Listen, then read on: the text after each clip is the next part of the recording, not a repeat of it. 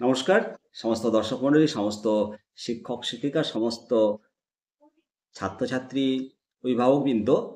একটা প্রশ্নের সম্মুখীন হতে হচ্ছে আমাদেরকে যে 2002-এর ভোটার তালিকায় নাম নেই, কিভাবে আমার নাম উঠবে, আমার পরিবারের নাম উঠবে? এই প্রশ্ন কিন্তু ঘুরে ফিরে সম্মুখীন হতে হচ্ছে বিএলওদেরকেও, মাস্টারমশাইদেরকেও, সবাইকে।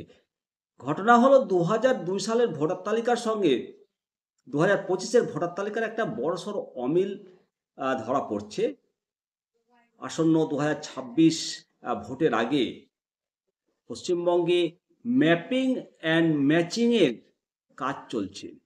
আর সেই ম্যাপিং অ্যান্ড ম্যাচিংয়ের কাজ করতে গিয়েই বিএলওরা দেখতে পাচ্ছেন যে বড়সড় অমিল।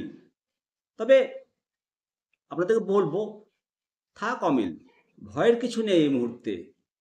কিছুদিন আগে দিল্লি থেকে নির্বাচন কমিশনের কর্তারা পশ্চিমবঙ্গের ডিএমদের সঙ্গে বৈঠক করেছেন।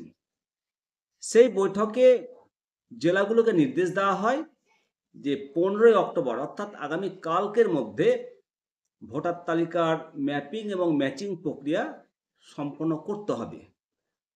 এই প্রক্রিয়ায় মানে ম্যাপিং এবং ম্যাচিং প্রক্রিয়ায় এখন পর্যন্ত মাত্র 6টা জেলা এবং উত্তর কলকাতা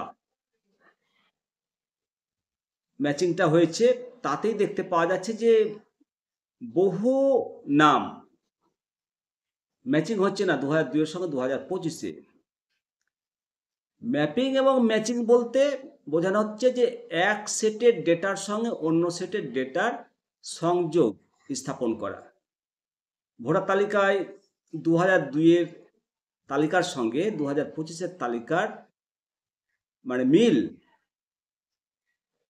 দেখাটাই মূল কাজ, এই ম্যাপিং অ্যান্ড ম্যাচিংয়ের কাজ।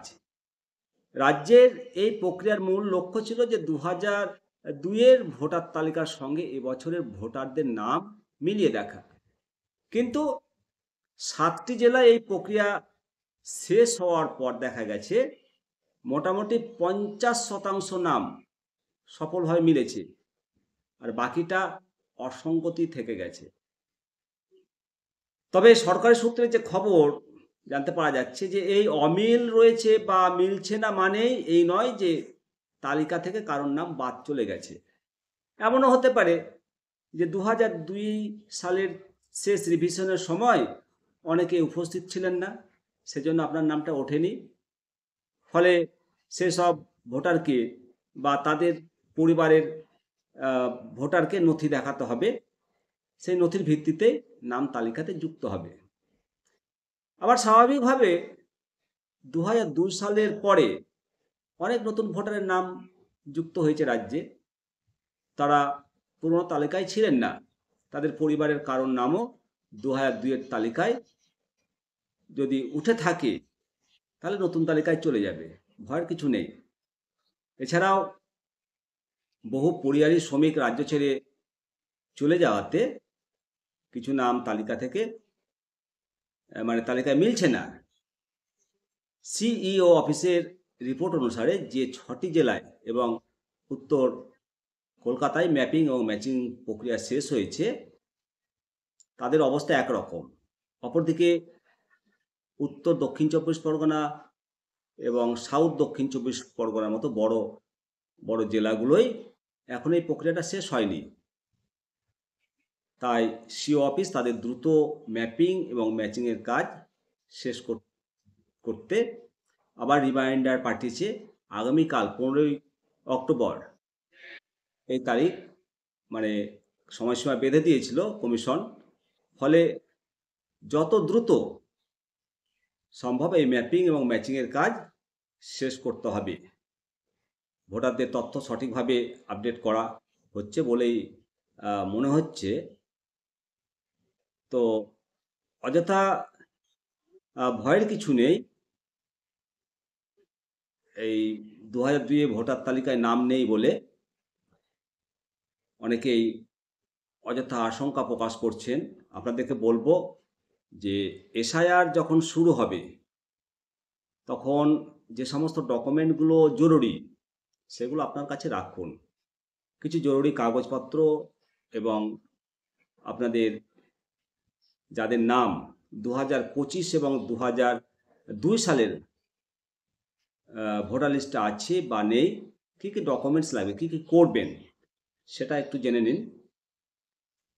যে সমস্ত জরুরি কাগজপত্র লাগবে, যাদের নাম 2025 এবং 2002 সালের ভোটার লিস্টে আছে, তাদের তো কিছু লাগবে না, শুধু 2002 সালের ভোটার লিস্টের এক পাতা জেরক্স করবেন আর একটা নতুন পাসপোর্ট সাইজের ফটো, আর বিএলওরা যে ফর্মটা দেবে সেটা পূরণ করে জমা দিলেই আপনার নামটা উঠে যাবে। যাদের জন্ম তারিখ 1/7/1987 সালের আগে এবং 2002 সালের ভোটার লিস্টের নাম নেই, আপনাদের ক্ষেত্রে বাবা এবং মায়ের 2002 সালের ভোটার লিস্টের জেরক্স লাগবে, আর নিজের একটা ডকুমেন্ট লাগবে, জরুরি কাগজ এবং একটা রঙিন ফটো। কী কী জরুরি কাগজ লাগবে সেটা আপনাদেরকে বলে দিচ্ছি পরে ভিডিওর শেষে। আর যাদের জন্ম তারিখ 1/7/1987 থেকে 2/12/2004 সালের মধ্যে, কিন্তু 2002 সালের ভোটার তালিকায় নাম নেই, আপনারা কী করবেন? আপনাদেরকেও বাবা এবং মায়ের 2002 সালের ভোটার লিস্টের জেরক্স কপি লাগবে এবং নিজের একটা যে কোনো জরুরি কাগজ জেরক্স কপি লাগবে আর একটা রঙিন ফটো। আর যাদের জন্ম 2/12/2004 সালের পরে, আপনাদের ক্ষেত্রেও বাবা মায়ের 2002 সালের ভোটার লিস্টের জেরক্স কপি লাগবে এবং নিজের একটি জরুরি কাগজ, একটি রঙিন ছবি। অর্থাৎ মা বাবার 2002 সালের ভোটার তালিকার জেরক্সটা কিন্তু লাগবে। আর যদি মা বাবার 2002 সালের ভোটার তালিকার জেরক্স না থাকে, তাহলে বাবার বাবা অর্থাৎ আপনার ঠাকুরদা ঠাকুরমা এদেরগুলো লাগবে। তো যে সমস্ত ডকুমেন্টগুলো রাখবেন সঙ্গে, pension payment order, date of birth, board certificate, school certificate আর কি, এবং permanent resident certificate, SC ST OBC certificate. বিস্তারিত জানতে পারবেন আপনারা আপনাদের এলাকার জন্য যে বিএলও অফিসার আছে ওনার সঙ্গে যোগাযোগ করুন, এবং PCI নেট কল, আপনারা অনলাইনে বিএলওর সঙ্গে ফোনে কথা বলতে পারবেন।